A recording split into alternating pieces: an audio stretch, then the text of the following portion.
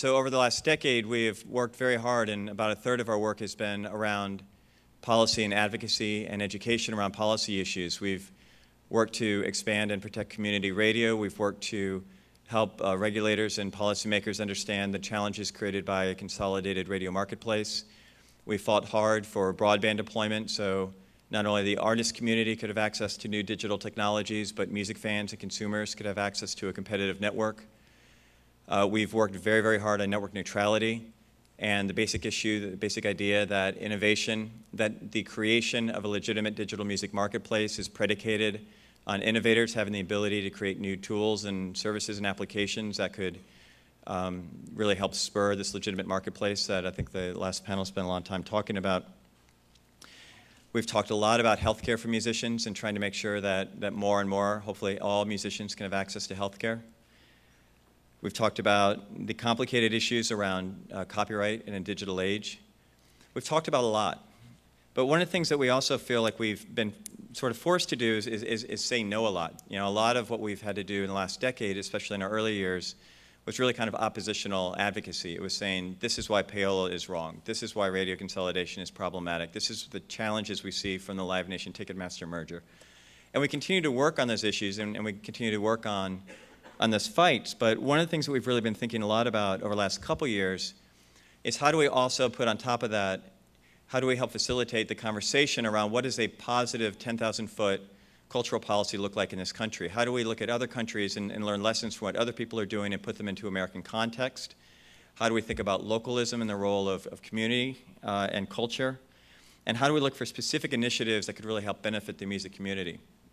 So what we decided to do with our policy programming today in the summit is really, instead of kind of going back through a lot of the old issues that we've dealt with over past years that we still think are very important, we still work on, but we really wanted to focus on some positive initiatives and some positive things that are happening in the policy sphere.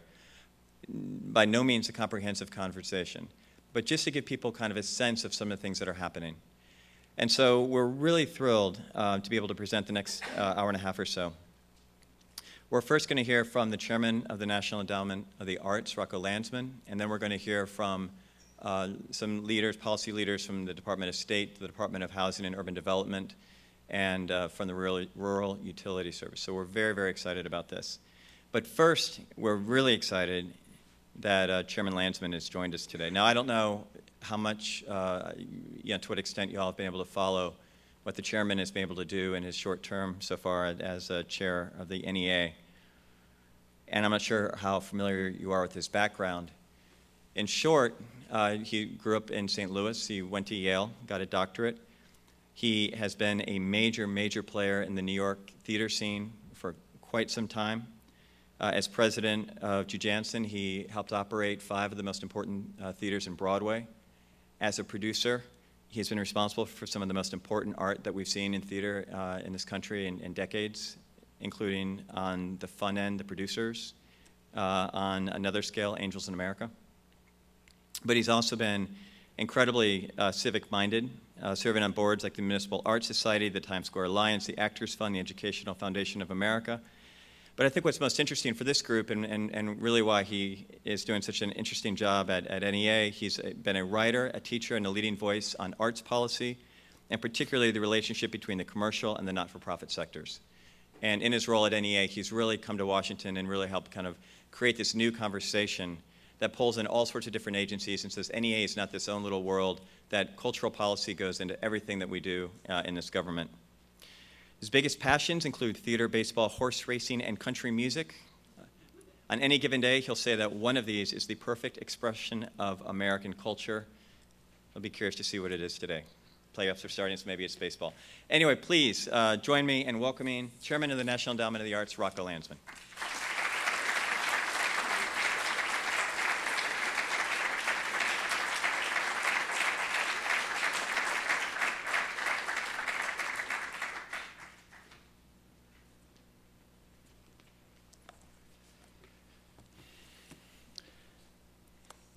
Thanks, Michael, for that very fulsome introduction. It won't be baseball. The baseball season is over as far as I'm concerned. The Cardinals are not going to be in the postseason, so it goes. none of my friends and colleagues could believe it when I was appointed chairman of the National Endowment for the Arts. And they found it even more unlikely that I got through the confirmation process and have lasted 14 months now. But the thing they would find to be totally and completely impossible would be that I was asked to speak to the Future of Music Coalition. It is not really an exaggeration to say that my knowledge of music ends abruptly in 1969. Eric, Oklahoma, sits almost at the border of Texas. In the middle of Eric sits the intersection of Sheb Wooley Boulevard and Roger Miller Road. And my musical taste sits pretty much at that intersection, with the occasional turn onto a little street called Broadway for the likes of Lerner and Lowe. How could they possibly ask me to speak today? I thought Nico Case was what kids keep their iPads in. iPods. I had no idea that there was a difference between MacArthur Park and McCarran Pool. And I thought Weezer was the wife on the Jeffersons. Yet, here I am. And I've been asked to speak with you today about the role of the arts, specifically musicians, the creative industries, arts organizations, and audiences can play in building vibrant, sustainable communities. Often, others who make the case for public investment in the arts rely only on economic arguments. And when you're dealing with the music industry, for instance, this can work well for certain segments. Look at what music has done for Nashville and Memphis. Remember Motown? Between Duke Ellington and go-go music, look even at what music has done here on U Street in Washington, D.C. But if you broaden your lens to look at the full spectrum of creativity in this country, if you look at all the forms of music that exist today, from Gregorian chants to mashups, you'll discover that many of them cannot rely solely on the marketplace. They require subsidy from funders like the NEA, and the case for making that investment is not going to be made from a dollars and cents return alone. I've been traveling around the country asking Americans to look at what is unique about the arts, about what the arts can do to complement and complete the work of other sectors in the country. And I've been working to build up stronger, more persuasive cases for investment in the arts. Let me begin with the basis for my case. Two words that I've been using a lot over the last 13 months. Art works. These two words have three meanings, and as a recovering academic, I can't resist a triple entendre. Art works. These words first refer to the works of art themselves, to the creation of artists, paintings, choreography, plays, and of course, the songs played by the Hold Steady, Chuck D, and the Kings of Leon. Secondly, artworks reminds us of what art does to audiences and viewers. It works to change and inspire us. It works to spark our imaginations and aspirations. It challenges and confronts us. Art works to remind us of who we are, and more importantly, to show us the people we may yet become. I'd be willing to bet that each of us can point to a moment of music, of art, that we've never forgotten. I still listen to my Roger Miller LPs, and those songs are largely responsible for the career I've had so far. And finally, art works as a declaration that reminds us that arts jobs are real jobs. Some 5.7 million full-time arts jobs in this country and 2 million full-time artists. We are a significant sector across the country that deserves the same rights and support as every other sector. At the same time, we also have the same responsibilities toward a greater good. Those three elements taken together, the works of art themselves, the ways art works on audiences, and art as an honest day's work, are the intrinsic value of the arts. But let me go further and extend our conversation to the instrumental benefits that the arts can bring with them. I'm borrowing this intrinsic-instrumental dichotomy from a report called Measuring the Muse. Let's go back to these instrumental benefits. I was recently in California, where nonprofit arts organizations have annual revenues roughly comparable to that state's convenience stores. But the arts do something that 7-Elevens don't. The arts don't make Slurpees, they make places. An investment in creative placemaking, investing in the arts as a strategy for creative, more vibrant, more sustainable communities, is our topic at the NEA. Artists are fundamentally placemakers, and specifically, musicians are. The NEA recently hosted a panel discussion about this notion of creative placemaking. The panel is archived at arts.gov if you want to watch, and it included Richard Florida. Richard said that anyone who cares at all about creative placemaking has to care about musicians. He is absolutely right. Along with design, music is the art form that is almost impossible to avoid in a day. It's at the gym, on our commutes, while we're on hold. Music fills our days, so it is no surprise that towns change when you bring musicians and other artists to the center of them. And I'm speaking literally and scientifically. Colleagues at the Reinvestment Fund and the University of Pennsylvania have made the compelling case that any discussion of policy for coming out of this recession, any plan that addresses economic growth and urban neighborhood revitalization, has to include the arts. Their research has shown three fundamental benefits of bringing arts into the public square. One, the arts are a force for social cohesion and civic engagement. In communities with a strong cultural presence, people are much more likely to engage in civic activities beyond the arts. Community participation increases measurably, and the result is more stable neighborhoods. Two, the arts make a major difference in child welfare. Income groups with high cultural participation were more than twice as likely to have low truancy and delinquency rates. And three, art is a poverty fighter. Artists form clusters. Creative industries and cultural institutions spring up close by. Arts lovers gravitate to them. Businesses follow. Businesses hire. The virtuous cycle continues. Arts jobs leverage other jobs. Buy a ticket and see a concert. You see the musicians on the stage. But behind them are the sound guys, the roadies, the box office staff, and just outside, the clubs, parking lot attendants, waiters, and bartenders. If you take these findings from the University of Pennsylvania and add it to the work of economists like Ann Markison, who was on that panel with Richard Florida, I believe you will find essentially four returns on investment in the arts, four instrumental benefits that contribute toward vibrant, sustainable communities. One, the arts contribute to livability, to quality of life. Art delights and challenges, comforts and confronts. It engages us and delights us. It's fun. We all like living near the stuff. Two, the arts nurture creativity and innovation. Creative, innovative people like being near one another, and the arts are natural aggregators because creativity and innovation are the hallmarks of the arts. Three, the arts help create brand identity for places. Ask anyone around the world to name two streets in New York City. The first will surely be Wall Street, but the second will always be Broadway. Think about Austin, Texas, or Woodstock, New York, or even the 01 Festival in San Jose, California. We often know places by their music. Look at Bethlehem, Pennsylvania, an abandoned factory town. But today, Bethlehem is known as home to a music festival that attracts 1 million people a summer to this town of 70,000 people. And finally, the arts drive local economies. By investing in a neighborhood's indigenous arts organizations, residents spend more time there. Visitors come. And those restaurants, bars, and businesses I mentioned before spring up, all of which is great. The arts can increase civic engagement, social cohesion, and child welfare. They fight poverty. They contribute to quality of life, foment creativity and innovation, create neighborhood identity, and rejuvenate local economies. And intrinsically, the arts are fun, magical, and transporting. That's an awful lot of bang for a buck. So why isn't everyone investing in the arts?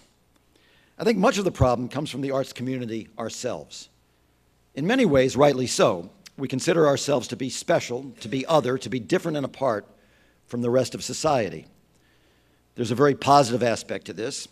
Joan Jeffrey at Columbia Teachers College did a study of aging visual artists in New York City, and she discovered that artist is a master identity, one that transcends race, gender, class, and age. As a result, aging visual artists have larger social networks than other New Yorkers, with many more intergenerational contacts. Artists affiliate with other artists. They recognize themselves in one another and want to connect. They find each other and then build communities and the neighborhoods, organizations, and businesses that I keep talking about.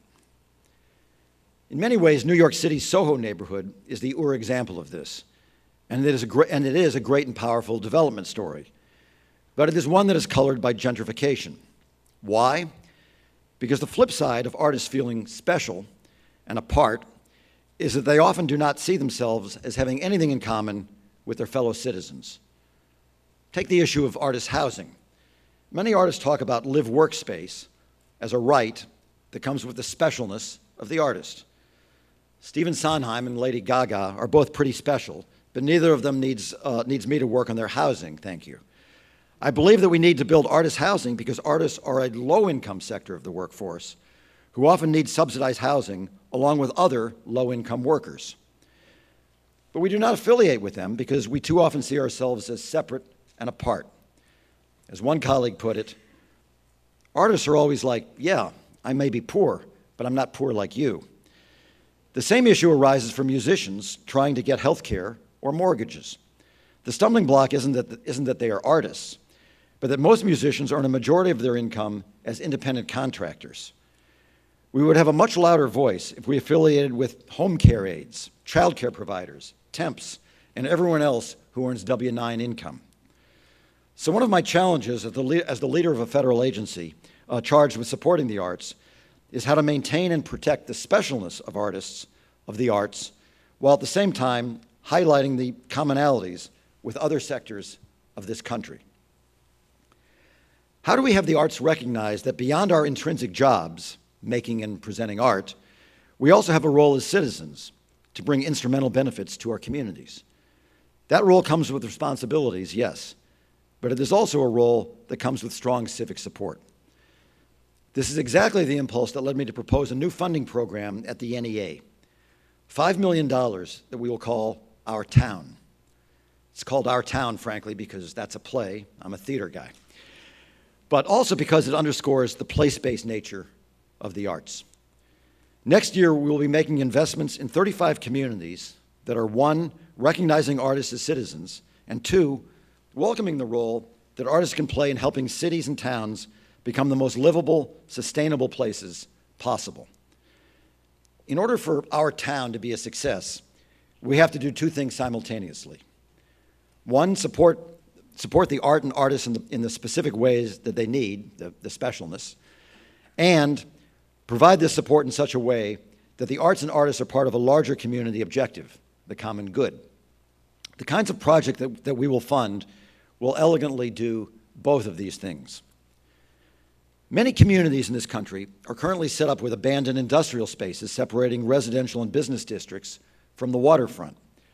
Artists need rehearsal and studio spaces, spaces with high ceilings, sturdy floors, and thick walls.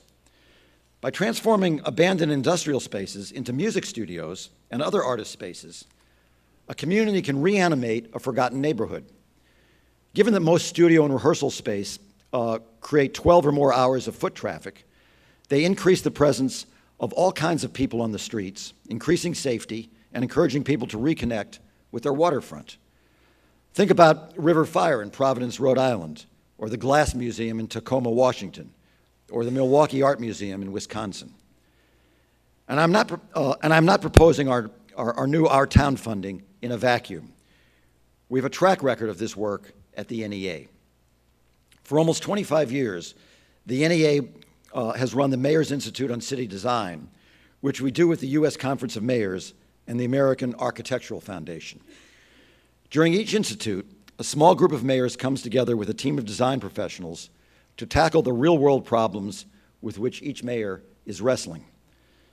This is an opportunity for these mayors to spend 3 days thinking of themselves as their city's chief urban designers. Historically, the NEA has been there to help the mayors recognize the role the arts can play in building a livable, sustainable community. And last January, I announced that we would bring something new to the table. We launched a new funding stream called MICD 25 that in many ways serves as a pilot for the work we would like to do with our town. We invested in 21 cities and towns that were doing one of four things: reusing abandoned or underutilized spaces, commissioning public art, planning cultural districts or creative economies, or designing new infrastructure. In each case, the arts were front and center in partnerships that involve city government, arts organizations, and the private sector. If you visit our website, arts.gov, you can see write-ups on all 21 projects. But let me just focus on one project that I think illustrates the impulses behind this project. The mayor of Memphis, Tennessee, has been focusing on leveraging and amplifying his city's arts and cultural assets, fully integrating the arts into his overall philosophy and plans for the city. Memphis is using its NEA grant to conduct the pre-development of an artist live-work site in the city's South Main Arts District. The city hopes to accelerate the ongoing revitalization efforts, largely driven by artists already, in the neighborhood and surrounding communities. It is contracting ArtSpace projects to lead a study surveying the musicians, artists, and arts organizations in the city to better understand the needs in the community, including how much performance, rehearsal, and storage space is needed. Following this pre-development work, an architectural team will be selected and financial models and conceptual building plans will be created. The project will serve an estimated 7,500 members of the creative community. This is exactly the sort of project that we hope to support and to do more of through our town. But beyond direct funding, beyond investments, there's another role for the NEA, a catalytic role. I'm a recovering Broadway producer, and theater is, in my opinion, by far the most collaborative of the art forms, well, maybe with the exception of jazz. That same spirit of collaboration is the hallmark of this administration, and because of that, the NEA is having high-level conversations across many of the federal agencies. We are all interested in creating vibrant, sustainable communities, and we can only succeed, especially in this economy, if we get out of our silos and work together. Responding collectively and collaboratively to citizens' needs can bring real dynamic change. Our intentions are ambitious, but the plan is simple. We will find ways that federal agencies can use the arts as a fulcrum for revitalization. One of my proudest moments was a recent notice of funding availability for a $100 million grant in regional planning that the Department of Housing and Urban Development released. For the first time ever, HUD explicitly wrote into the language that they were looking for plans that involved the arts and arts organizations. We jointly set out a press release, one that had the NEA logo right there next to HUD's. That was great to see. And the NEA is represented on the team that is reading and evaluating the proposals. The arts are also written in as an invitational priority in the Department of Education's Promise Neighborhoods program.